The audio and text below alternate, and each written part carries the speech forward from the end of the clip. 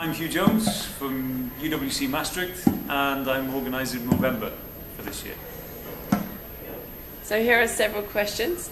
Number one, for those who are unsure as to what Movember is, can you tell us a bit about it and how it began and its overall message? So, it started in Australia, 1999, in Adelaide, where some guys were trying to raise money for the local RSPCA, which is for animal shelter, and they thought, what can we do?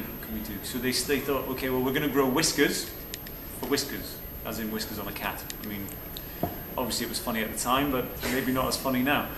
But then it started off, and then they thought, well, we can raise money for this next year, because they enjoyed growing the mustaches, and it was all fun, and there was lots of banter. And then it became a worldwide, in 10 years, it's become a worldwide sort of, I would say phenomenon, but a worldwide known thing. So it's countries such as Australia, New Zealand, the US, Netherlands, the UK, and it's basically to raise awareness for particularly men's cancer, such as prostate cancer, testicular cancer, because they figured that men sometimes have a bit of a head in the sand approach to health issues and could not sometimes face it as well as, say, women would face cancer issues. So it's just to raise awareness for this year. The aim is for men's prostate cancer. What is the most special thing about Movember? I think it's a challenge. It's a challenge to grow a mustache, because not many men can grow mustaches. I've got a lot of friends who can't even grow a beard, let alone a mustache. It's also more commitment than you would think, to have a shave every morning, to obviously just remember consciously not to shave this part of your face when you've all done it for all your life, okay? But I see it as a challenge, and obviously a bit of fun as well. Movember takes a two-pronged approach to tackling prostate cancer: awareness raising and fundraising.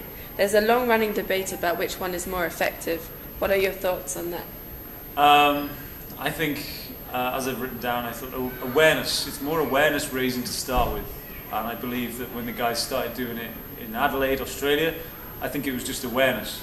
And they didn't realise how much it would go global, and then they could start raising money for it. Lots of people say to me, well, why have we got to pay you to grow a mustache? And I said, well, when you think you sponsor people to run around a field, you sponsor people to do a marathon. So why not sponsor somebody to grow a mustache?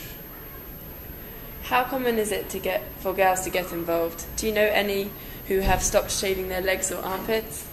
I don't know any girls who've stopped shaving their armpits or legs.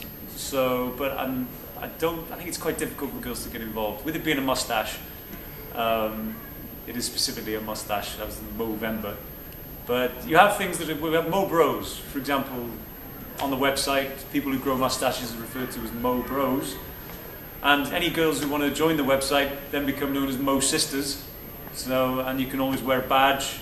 I know, for example, certain members of staff in school are asking for badges they can wear, because they know somebody who's taking part in Movember. So you can offer support in that way.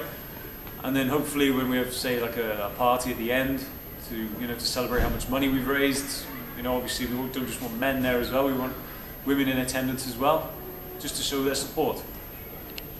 For those interested in initiating an event like this in their school, how do you suggest they go about getting support? I think organisation. It's organisation, really. If you can get it, if you just come into school one day and say, I'm growing a mustache for charity, people aren't going to listen to you. They're going to think, why? Why are you doing that? It's all about reasons why. Somebody says to me, the amount of times over the years, students come to me and said, I'm doing a sponsored silence. And I'll say, why? Because I want to raise money. And I'll say, yeah, but what are you raising money for? And there has to be a cause, and you have to be organised. You have to know the answers to the questions. People are going to ask all the time. When you're raising money, people are going to ask, what's it for?